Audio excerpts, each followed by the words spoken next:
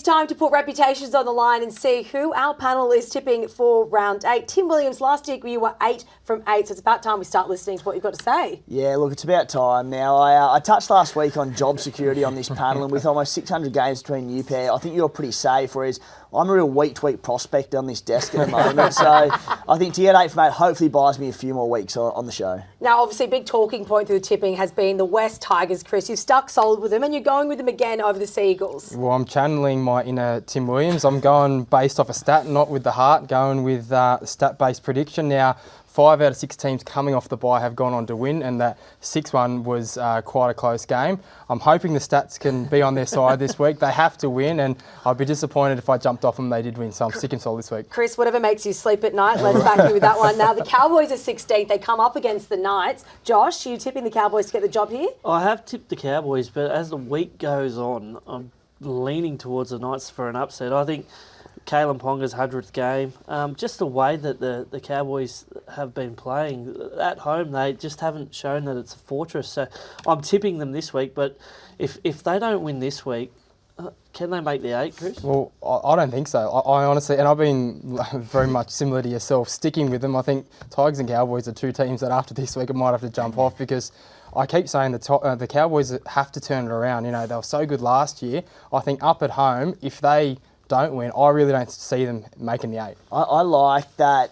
One of the few things I like about the Cowboys at the moment, this weekend they have that backs against the wall mentality. They have to win. They know they have to win. So I can see them getting up for it. The one thing about it, their spine is intact. So I know they're missing a few key forwards. Jason Tamlo is a huge loss, but with the spine intact, I think they've got enough points in them to maybe get away with it, but I'm not confident. What about another spine that's been in pretty red-hot form, led by the front, of course, by Nico Hines? They come up, of course, against the Bulldogs. Who you got in this one? Yeah, look, Bulldogs, they're decimated. Yeah. $4 million worth of talent sitting out there.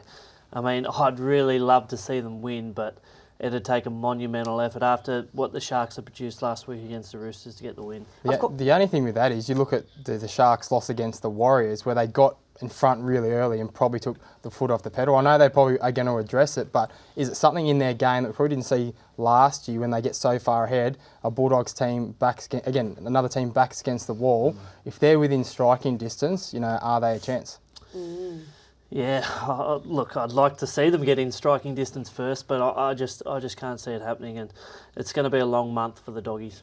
Well, this, of course, is Anzac Round. Of course, Anzac Day has 2 big games, Storm and the Warriors, and also 2 Roosters and the Dragons. Storm and the Warriors, that's actually a tough one considering where the Warriors are at in their season. They've been super impressive under Andrew Webster. They have, and they've been winning at home and away from home. This is one clash that I'm really looking forward to, because who would have thought at the start of the year that Warriors would be sitting where they're sitting, in the Storm? They had a disappointing loss against Manly where it was a very spiteful game, and Craig Bellamy gave them a rocket. So they're going to be up for this one, and they celebrate this day really well. So I think it's going to be a great game. Now, one big talking point heading into round 8 is, of course, Sam Walker being dropped. A huge call from Trent Robertson. What do we make of that, Tim? A substantial call, isn't it? Now, obviously not too bad to replace with Joey Manu coming into the halves there. I like it in some respects in that defensively it'll make the unit a lot better. Sammy Walker, he has a crap, he's a little body. Joey Manu is an absolute brick wall in defence. So that will help. In attack, I actually don't love Joey Manu playing as a playmaker. I prefer him in that roaming role just because I think it does stunt the rest of the line.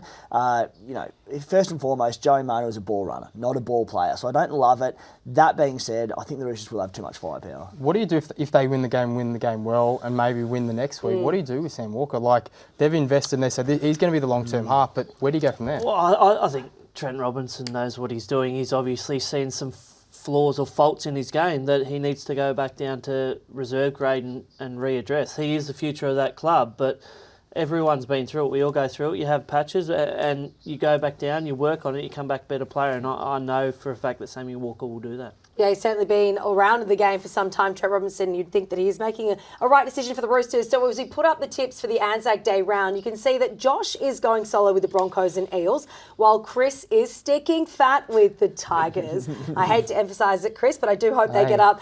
Thank you to all of you, Josh, Chris and Tim. The Anzac round is a special part of the NRL season, and we can't wait to see how it unfolds.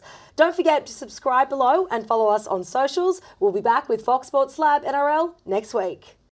League is life. It's exhilaration, anticipation, highs and highlights. League is everything. That's why we've made a betting brand for League fans. That's better. Chances are you're about to lose.